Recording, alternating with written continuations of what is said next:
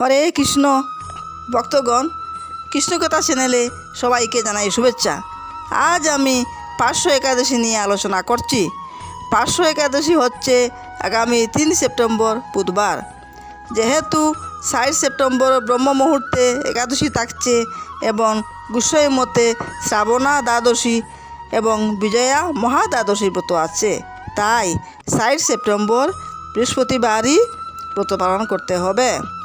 এই দিনকে বামন দ্বাদশীও বলে। শাস্ত্রে আছে এই দ্বাদশী পালন করলে একাদশী এবং দ্বাদশী দুইটাই পালন করা হয়।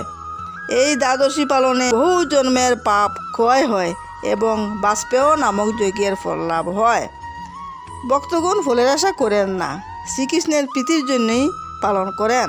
এখন বলি পরদিন পালনের সময়সূচি। পরের দিন শুক্রবার সকাল 9:32 ভিতরেই পালন করতে হবে, কারণ পালন সময় মতো না করলে ব্রতে দোষ লাগে। তাই আপনারা টাইমের ভিতরেই যে কোনো রবিশস্য দিয়ে পালন করবেন। এখন বলি ব্রতের মাহাত্ম্য। মহারাজ যুধিষ্ঠির বললেন, হে মধুসূদন, ভাদ্র মাসের শুক্লপক্ষের একাদশীর নাম কি? এই ব্রত পালনে কি কি এই ব্রত পালনের বিধি কি? ব্রত পালনে কি পুণ্য হয়? ব্রহ্মবিবর্ত পুরাণে ভাদ্র মাসের শুক্লপক্ষের পার্শ্ব একাদশী মাহাত্ম্য যুধিষ্ঠির শ্রীকৃষ্ণ সংবাদে এইরকম বলা হয়েছে। উত্তরে শ্রীকৃষ্ণ বললেন, হে ধর্মরাজ, মহাপুণ্যপ্রদা, সমস্ত পাপহারিণী এবং মুক্তিদায়িনী এই একাদশী বাষ্পেয় যজ্ঞ থেকেও বেশি ফল দান করে।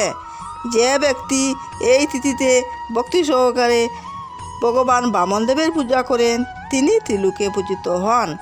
পদ্মফুলে পদ্মলোচন শ্রী বিষ্ণুর অর্চনকারী বিষ্ণুলোকে প্রাপ্ত হন। সাহিত্য ভগবান এই তিথিতে পার্শ্ব পরিবর্তন করেন, অর্থাৎ ফাঁস পরিবর্তন করেন। তাই এই তিথিকে পার্শ্ব একাদশী বা পরিবর্তনী একাদশী বলা হয়। যুধিষ্ঠির মহারাজ বললেন, হে জনার্দন, আপনার এ সকল কথা শুনে আমার সন্দেহ পূর্ণরূপে দূর হয়নি।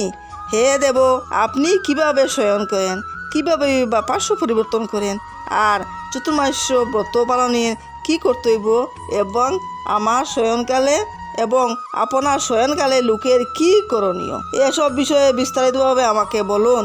আর কেনই বা দৈত্যরাজ বলিকে বেঁধে রাখা হয়েছিল তা বর্ণনা করে আমার সকল সন্দেহ দূর করুন। শ্রীকৃষ্ণ বললেন, হে রাজন, দৈত্যকুলে আবির্ভূত প্রহ্লাদ মহারাজের পুত্র অর্থাৎ নাতি বলি আমার অতি প্রিয় ভক্ত ছিল। সে আমার সন্তুষ্টি বিধানের জন্য গো ব্রাহ্মণ পূজা যজ্ঞাদি সম্পাদন করত, কিন্তু ইন্দ্রের প্রতি বিদ্বেষবশত সে দেবলোক সে জয় করে নে। তখন দেবতাগণ সহ ইন্দ্র আমার শরণাপন্ন হয়েছিল।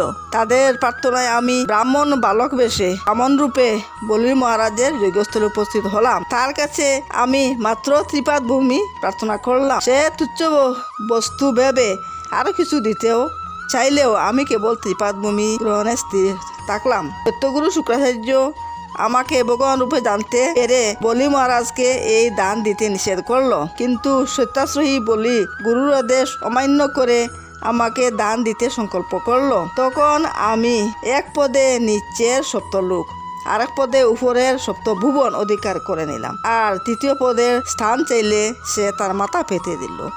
আমি তার মস্তকে তৃতীয় পদ স্থাপন করলাম।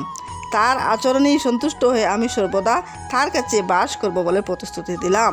ভাদ্র শুক্লপক্ষীয় একাদশীতে ভগবান বামনদেবের এক মূর্তি বলি মহারাজের আশ্রমে স্থাপিত হয়, আর দ্বিতীয় মূর্তি ক্ষীরসাগরে অনন্তদেবের কুলে শয়ন একাদশী থেকে উত্থান একাদশী পর্যন্ত 4 মাস শয়ন অবস্থায় থাকে। যে এই 4 মাস যে ব্যক্তি নির্দিষ্ট নিয়ম ব্রত বা জপ ব্যতীত দিন যাপন করেন, এ মহামূর্খ জীবিত থাকলেও তাকে মৃত বলে জানতে হবে। শ্রাবণ মাসের শাক, ভাদ্র মাসের দই, আশ্বিনের দুধ আর কার্তিক মাসে মাসকলাই বর্জন করে এই 4 মাস শ্রীকৃষ্ণের আরাধনা করতে হয়। প্রতিটি একাদশী ব্রত যথাযথ পালন করতে হয়। সাহিত্য ভগবান পার্শ্ব পরিবর্তন করে বলেই এই একাদশী মহাপুণ্য এবং সকল অভিষ্ট প্রদাতা। তাই এই একাদশী ব্রত পালনে সহস্র অর্থাৎ 1000 অশ্বমেধ যজ্ঞের ফল পাওয়া যায়। হরে কৃষ্ণ।